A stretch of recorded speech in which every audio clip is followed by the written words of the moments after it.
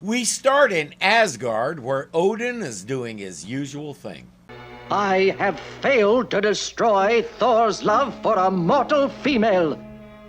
I have a plan, sire.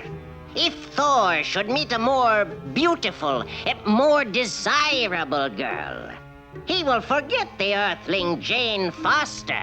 Maybe I should revise that and say he's feeding his obsession. If he's turning to Loki, it's really got a hold of him. Odin knows what Loki means, the Enchantress. He says, go get her.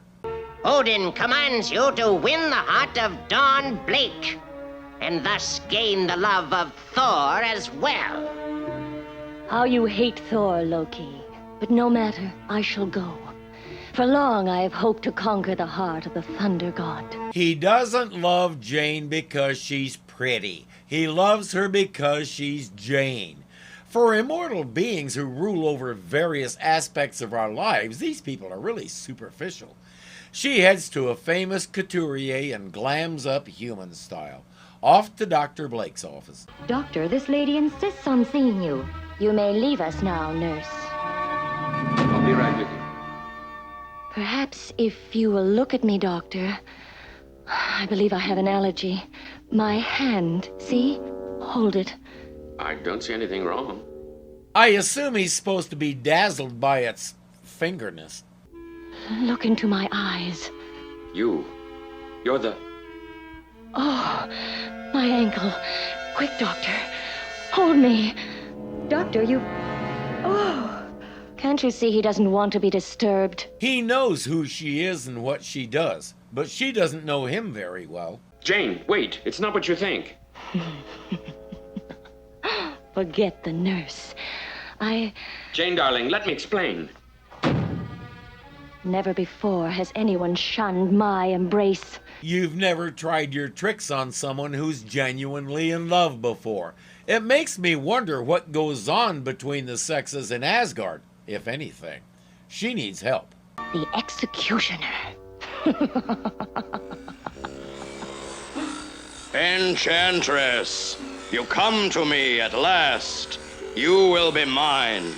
Not so fast, my powerful friend. First, a task. Then perhaps a favor? Anything, beautiful one. Party. She gives him a picture of Jane and says, eliminate her forever. On Earth, Dr. Blake is trying to find Jane and explain, but he figures he can find her quicker as Thor. He pops into the police station. 8 foot tall, armored, huge battle axe, causing panic. Sounds like the executioner. I'd better deal with him alone. But he's too late. Using his axe, the executioner whirls it at fantastic speed, creating a blinding, spinning vortex, and Jane Foster is hurled into limbo, trapped in the misty shadows of a nowhere world. While she was there, she met the Nowhere Man, and they lived happily ever after. Thor pounds on the executioner for a while and then says, bring her back. I will exchange the girl for your hammer. If you refuse, the girl shall remain in limbo forever. You give me no choice. Very well. I relinquish my hammer. The executioner poofs Jane back, and Thor says, the hammer is yours. I forgot. None can lift the Uru hammer but Thor. But it is mine. I must lift it. Suddenly, a voice. You have betrayed me. You vowed you'd remove the girl forever. The Enchantress. My arms. My legs. You got greedy, dude. Then again, Thor was about to put a nice big dent in his head, so I can understand trying to bargain his way out of that. The Enchantress appears. The executioner says, you can have your hammer back, Thor. Just save me, okay? Come no closer, son of Odin. Nothing can conquer the spells of the Enchantress. Thor fears no spells. Then you must learn the meaning of fear. The Uru hammer shall be a deadly serpent. No power in the universe can affect this enchanted weapon. You are right. I have failed. She said her spells plural, but I guess she only brought one of them with her. But if my power cannot affect you, what of my beauty? My heart is the heart of a god. It loves but one, a mortal female. Foxglove flowers are beautiful, but you wouldn't want to make tea out of them. He says this planet has had enough of you two. He spins his hammer and they sail back to Asgard. He doesn't need to add and stay there. He changes to Don Blake and finds Jane. Well, if it isn't Dr. Blake, how's your new blonde girlfriend, Doctor? Jane, let me explain. No need. You're free to kiss any glamour girl you want to. As for me, I will wait for Thor. Well, perhaps you won't mind if I wait with you, Jane. She knows they're the same guy. We saw him reveal it to her. Maybe she's just yanking his chain. Poor Jane, exhausted after the terrible ordeal. Only I could take her in my arms. Why can't he? She knows he's Thor and they're in love with each other. Why else would she get so angry when the Enchantress pulled her trick? This doesn't make sense. He sends her home for the rest of the day. Loki! Odin summons me. This is my chance to try a new scheme. Loki! Coming, sire. Behold, I am sorely troubled. Thor continues to defy me. He still loves the mortal Jane Foster. The only emotion I cannot control is love. You are clever, Loki. I ask your advice. Odin really makes me wonder. He's had Loki chained to a rock at the edge of everything before. He's exiled him to so many places Loki forgot half of them. He's asking his advice? I have a feeling he's going to get pretty much what he asks for. You must go to Earth and assert your authority, O mighty Odin. Earth? After all these ages? By Asgard, it strikes my fancy. I shall do it. And in my absence, you, Loki, will rule in my stead till I return. Odin just handed Asgard to its wickedest inhabitant because going to Earth strikes his fancy. Somebody should strike him upside the head. I've done it! I have the power I've always craved. Odin's throne. Mine! I'll never give it up. But I must make certain Odin can never return to Asgard. He quickly had the locks changed and there was nothing Odin could do.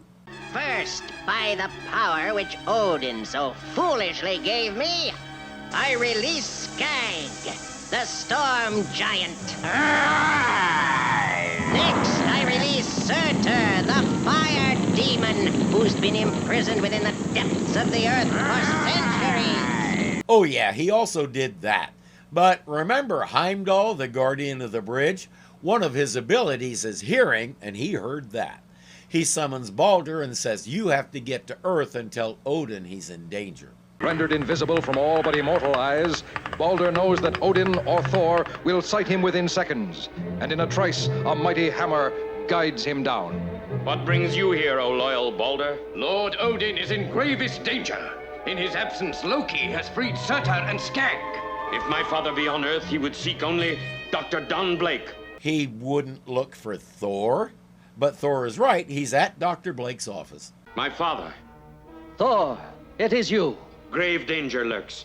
Surtur and Skag are about to attack the Earth. The human race must not see what is about to occur. He freezes time and then transports everyone on Earth to another place far away from danger. If he does this right, none of them will ever even know it happened. And they definitely won't know this happened. Defend yourself, Skag. I fight in the name of Odin.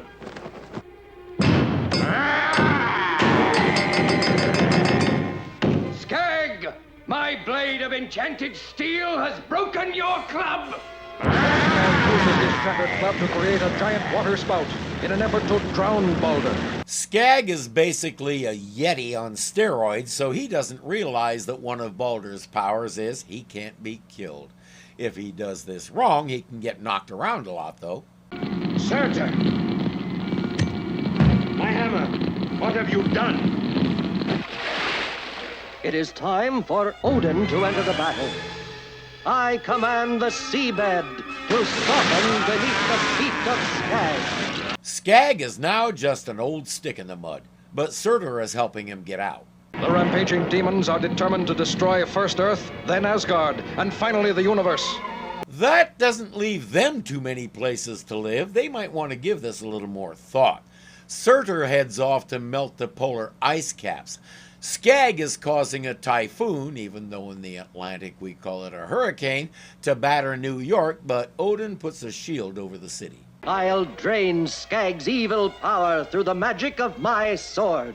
He weakens Skag, but I shall replenish his strength. Finally, even Loki's evil spell subsides under Odin's supreme power. I have failed. We're hearing that sentence a lot today, but there's still Surtur. He's going to melt the ice and flood the planet. Now, I understood that the purpose of releasing these two was to have them go defeat Odin. They seem to have gotten distracted. Odin's sword shall prevail against the demon, and only the god of thunder can wield it. Wasn't Odin wielding it just a second ago? Did he have to pee? A gigantic fireball is about to melt the ice cap. Suddenly, it is drawn far up into outer space, powerless to resist the fury of Odin's enchanted blade. Further and further it speeds toward a very special asteroid, which shall hold Surtur in its magnetic grip, a prisoner for ages to come. And you know what that means. With him not in the center of the earth to stir them up, no more volcanoes. We have overcome both Skag and Surtur, sire. You have fared well, my warriors. And now we shall return to Asgard. My son, why do you hesitate? I cannot depart. Earth is my home. You are obdurate. Here is the one I love. I can never leave. We shall speak of it another time. I'm sure we will, because even though he's said many times that he can't control love, Odin can't get past this. It makes him a little crazy. And speaking of crazy, Loki, you will serve with the trolls until I set you free. Go, thou treacherous one. we probably don't want to know what the trolls do all day. But when you get right down to it, he shouldn't be punished that severely. Odin knows what he is, and he handed him the keys anyway.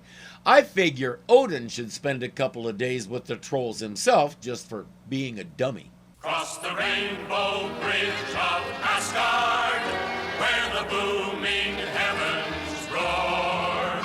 You'll behold in breathless wonder the god of thunder, mighty Thor.